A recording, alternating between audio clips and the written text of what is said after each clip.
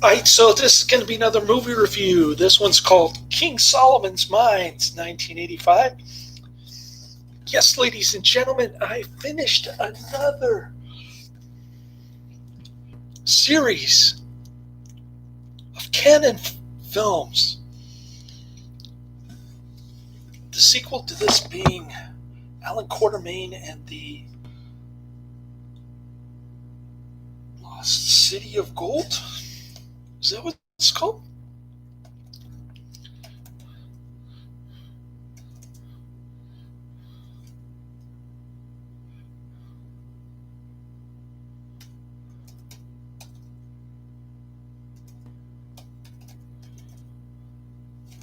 I did. Yes, I said it right. Alan Quartermain and the Lost City of Gold. Now, when I reviewed Alan Quartermain and the Lost City of Gold, the sequel, whenever it was, 5 years ago or whatever, I gave it 1 out of 5 stars. I absolutely hated it. I mentioned that supposedly the King Solomon's Mines was supposed to be better. It is better, but not by much, unfortunately. I'm giving this one 2 out of 5 stars. And although it is better than the sequel, it's got Sharon Stone again. Plus it has John Rhys-Davies. It has he was in a bunch of Indiana Jones movies. This movie is supposed to be a parody of Indiana Jones, but I thought it was more like a ripoff of Indiana Jones. And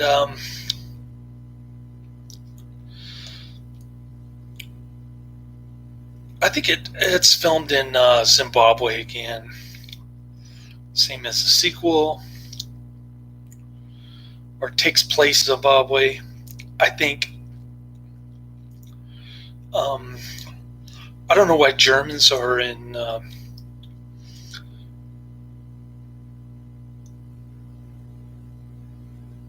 Africa. You'd think that Mussolini was in Africa, but I didn't know Germans were there. And there's the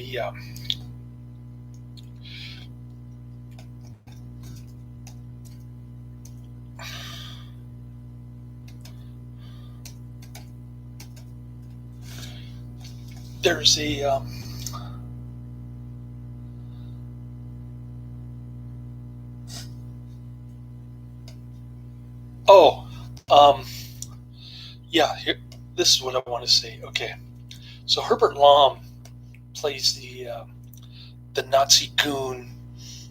Okay, who's floating around Africa for no apparent reason, just to play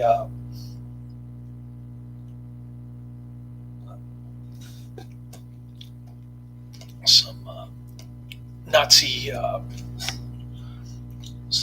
classical music and eat some bratwurst. And he talks a lot about how the German army won't accept certain things. Okay. They also go on about camel jockey, which is the term that Chuck Norris uses in canon films also. Not coincidentally, I might add. They also call the guy Towelhead. Kind of derogatory things towards Turkish people in this one. Even the John Rhys-Davies character is supposed to be on the side with Herbert Mom. They have some cultural squabbles, especially about the classical music.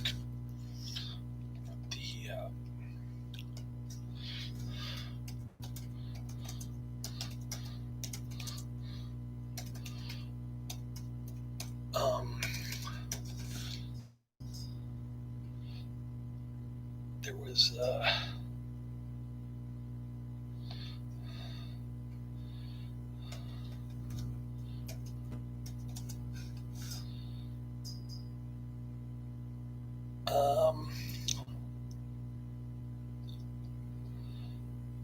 Wagner.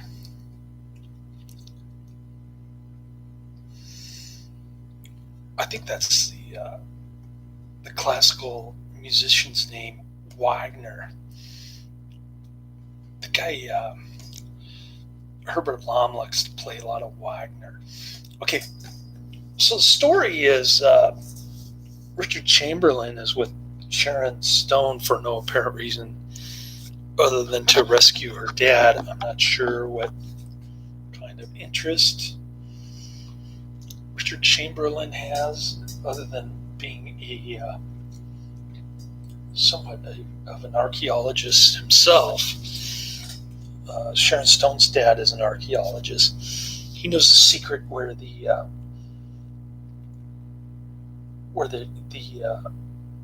twin mountains, which are shaped like breasts of Sheba, those are the mountains that are holding the King Solomon mines. So I'm not sure what King Solomon has to do with the twin mountains of Sheba, but other than being a house for all the jewels inside. Okay. So maybe Richard Chamberlain has an interest in the jewels. It sure seems that way towards the end.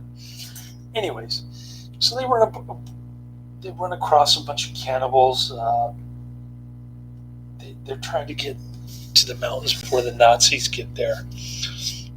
So they steal an airplane.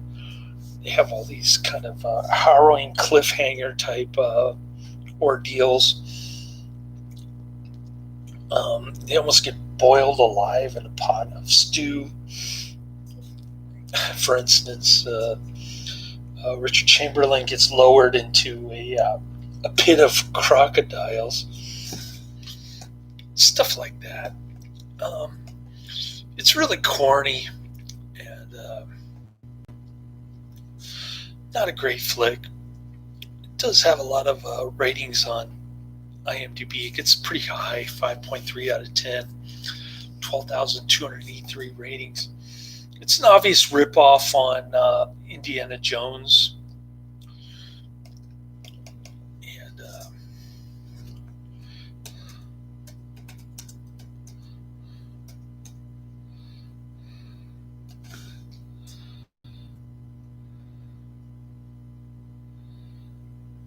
anyways,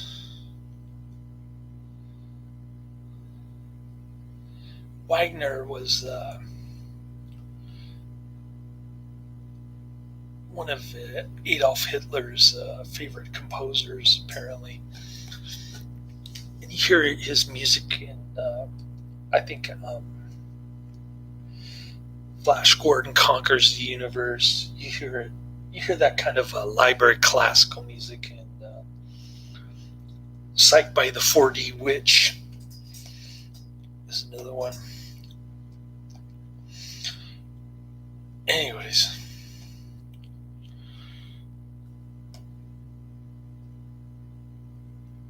kind of silly stereotypes of Turkish people and Nazi Germany people, kind of juxtaposed against each other. Can't even get the word out. Oh, by the way, I got a federal citation today trying to deliver groceries at NASA Ames. The federal cops pulled me over. They said I blew a stop sign, flashing lights, and a security guard. So they detained me for like 30 minutes and started giving me the third degree. Like I heard all these horror stories about federal cops, but I was on the clock. I was working. I was representing my company, so I tried to be polite as possible and not get irritated at the guy. eventually he said I could just rip up the citation. It was essentially meaningless after threatening to arrest me if I ever came back and ran that stop sign again. Pretty crazy. Anyways, so the Turkish guy and the Nazi dude, they're trying to race Richard Chamberlain and Sharon Stone to the Twin Peaks, the breast-shaped mountains of Sheba, where King Solomon treasure is buried. And eventually both of them get there around the same time. There's also native Richard Chamberlain calls her Prune Face, the Alan Quartermain character. There was actually supposed to be 3 Alan Quartermain movies, but like so many of these canon projects that just didn't materialize, third one didn't happen. So there's just Alan Quartermain 1 and 2, King Solomon's Mines, and Alan Quartermain and the Lost City of Gold. Those are only 2 canon movies about Alan Quartermain. It's like an Indiana Jones dude, but I think the second movie is less like Indiana Jones. And it's more like a 70s King Solomon movie. I think that's what I said in my review at the time, whenever it was, like 5 years ago. So a lot of these canon movies, I'll watch the sequel first and then the original movie second. And Sharon Stone, this is her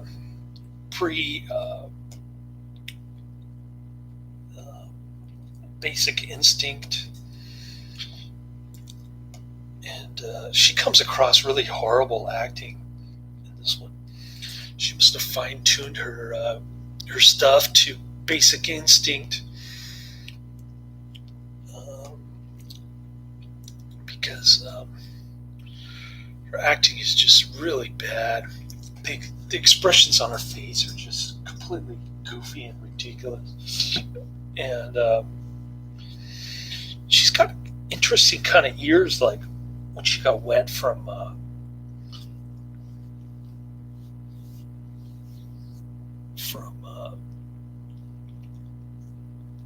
being boiled in the stew pot. She you can see her ears, and they're kind of interesting looking. I never realized she had kind of weird looking ears until I saw this. But a lot of cool explosions in this one. That's about the only good thing I can say about it.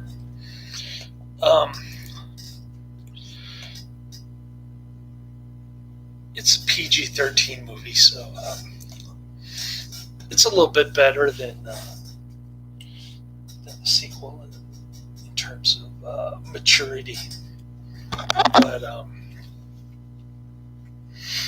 not a good flick. I'm saying 2 out of 5 stars. I'm not saying highly recommend it or check it out. But I did post the actors' names in the description box if you're interested. Yeah, it's a poor man's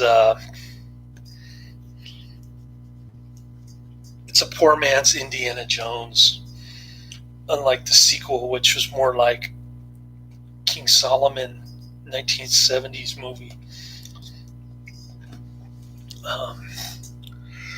But I really hated the sequel. As much as I disliked this movie, I really hated the sequel.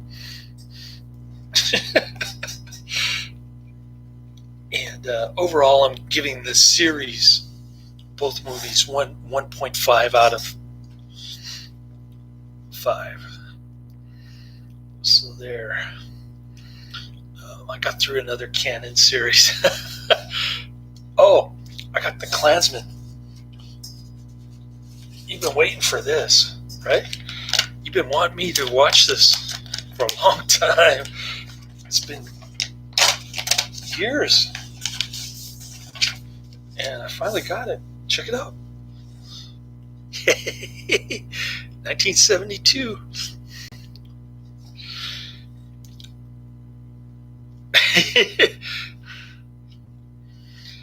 Yeah, the sequel is PG. This one is more mature, I think, in terms of Sharon Stone kind of being scantily clad and getting wet in the stew pot, getting her ears wet, getting onions in her hair. I heard they say the N-word a lot in the Klansman. And more good news, I'm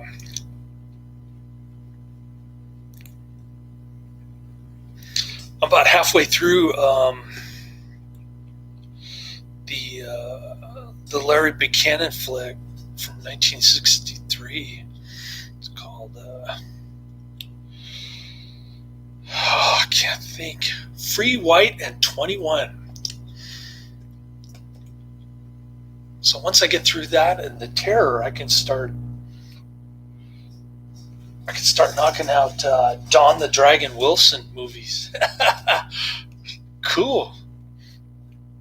Anyways, yeah, I think the federal cop who pulled me over was kind of racist too. Like, he was giving me a break because I was whitey or something. He felt guilty because he mistook me for all the rioters, looters in places like Portland, Baltimore, Minneapolis, those kind of crazy cities where they get rid of the police and the crime rate goes way up.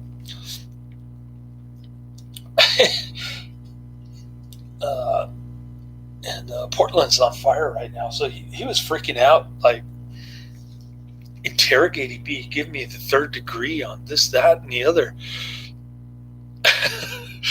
And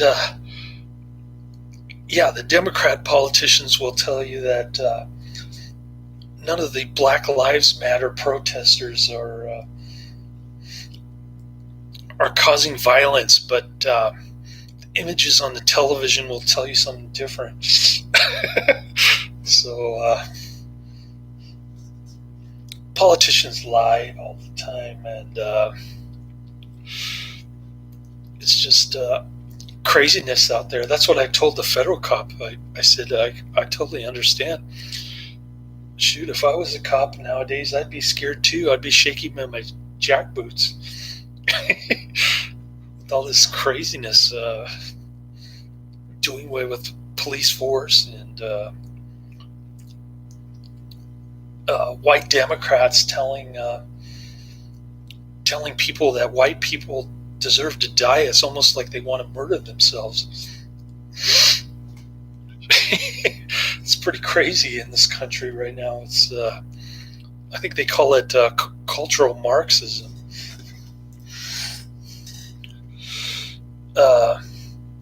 Yeah, The Birth of a Nation I haven't seen. It's supposed to be quite a pioneering film in terms of chase scenes and whatnot.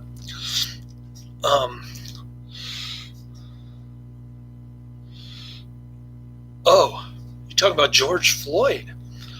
Yeah, he might have died from fentanyl instead of that cop kneeling on his neck.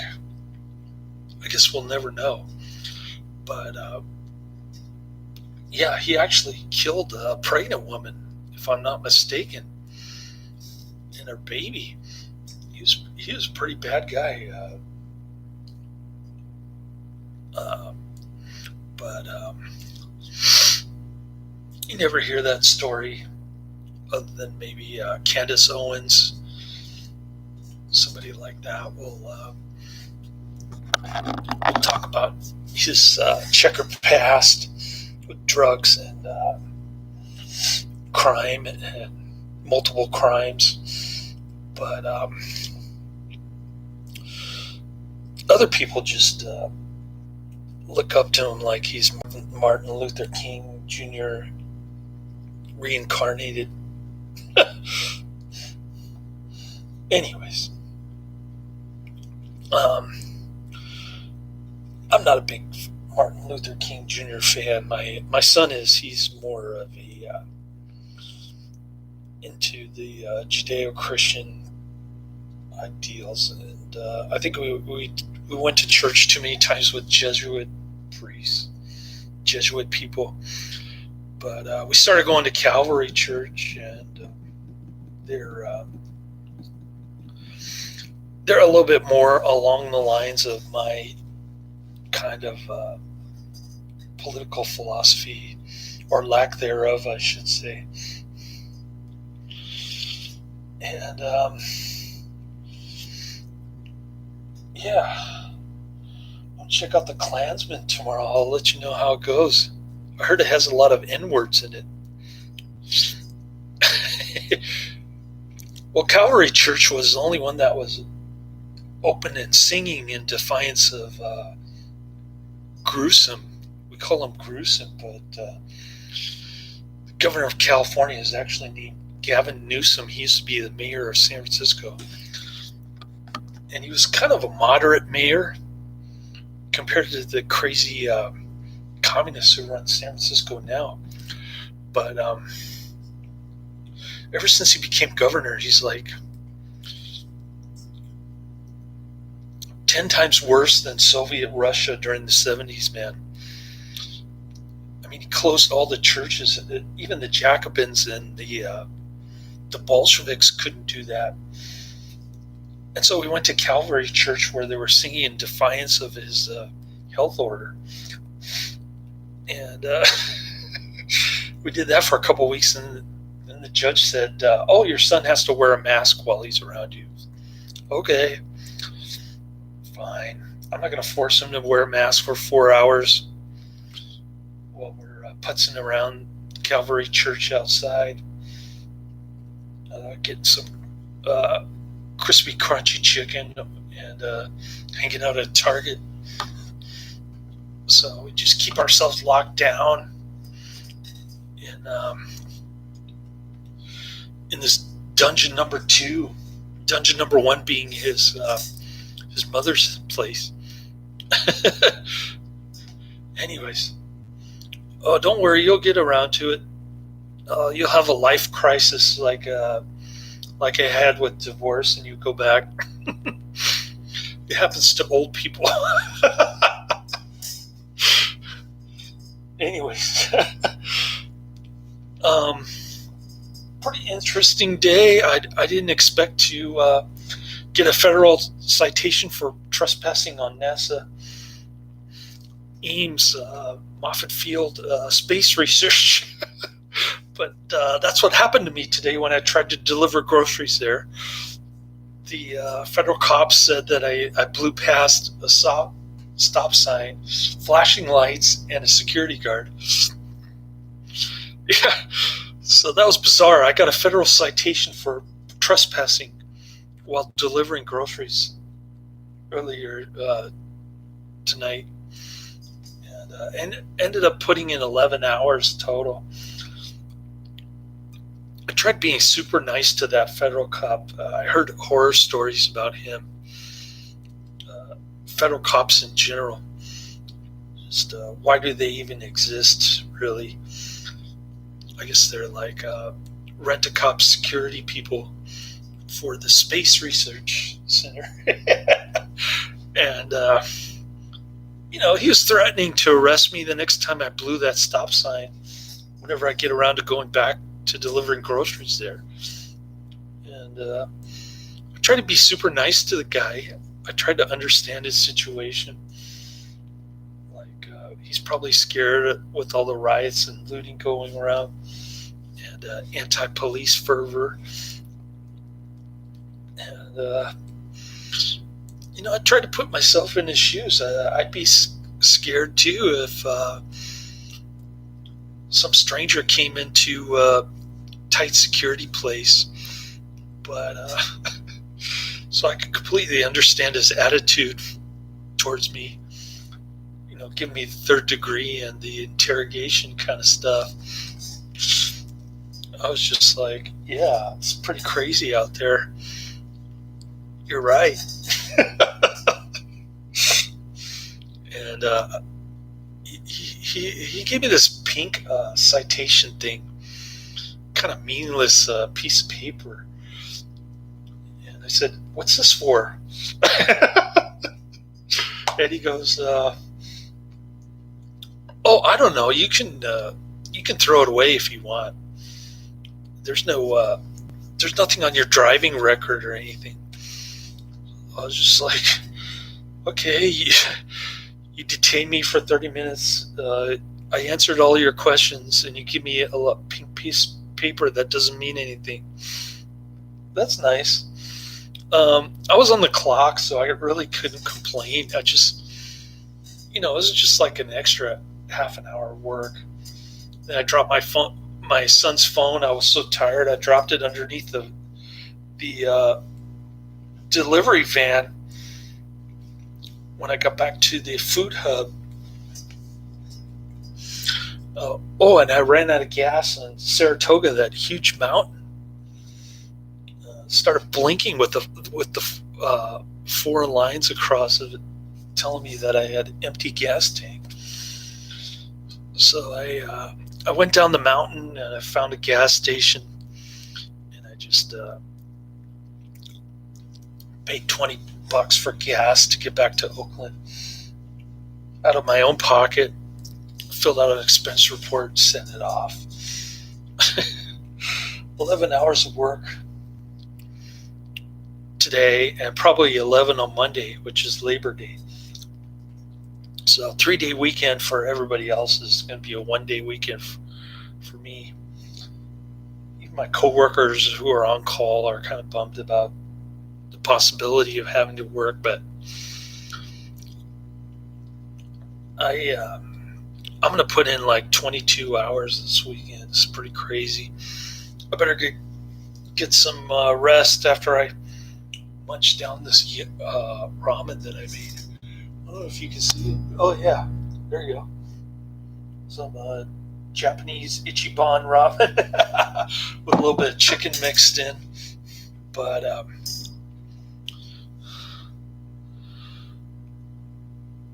stood down from work. You're a non-essential worker? Just like my best friend over there in Renton, Washington, who worked for Boeing for 20 years and then got laid off. Not nice. It's no fun being unemployed, but I was there during the last Great Recession. Remember that one? Oh, you're an airport worker. Okay.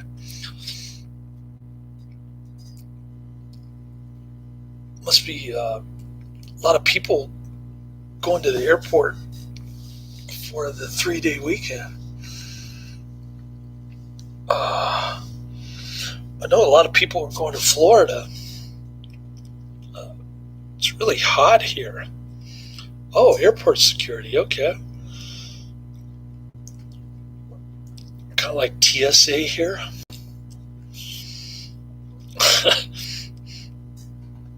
Anyways,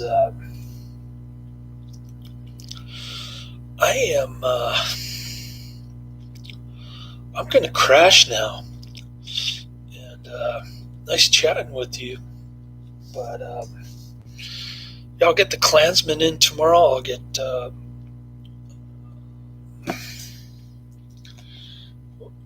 I keep forgetting the name of it. Free White and 21 and the Terror. Try to knock out 3. I'm about halfway through Free White and 21. And so that's my plan. Yeah, it's Sunday already over there. It's Sunday here. It just turned Sunday. Stroke of midnight. So I'm trying to get my 6 hours of sleep. I'm super tired.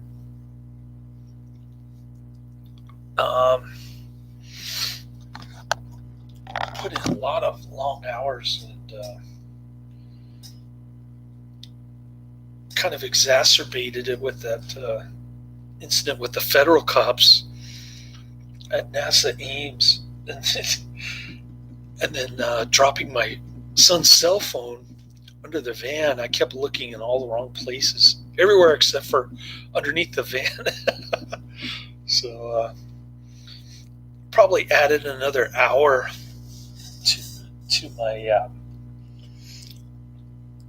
my work schedule to give me my usual 11 hours that I work. I kind of had a short shifts in the morning, so I made up for it at night, driving up that big mountain. I'm running out of gas. That added more time, maybe 15 minutes, and then dropping my son's phone, getting pulled over by federal cops and cited for trespassing on NASA property. Anyways, that's the end of my review. Laters. Nice to hear from you after the 6-month COVID break, or whatever it was. All right. So I guess I'll see you tomorrow when I do the Klansman. Laters.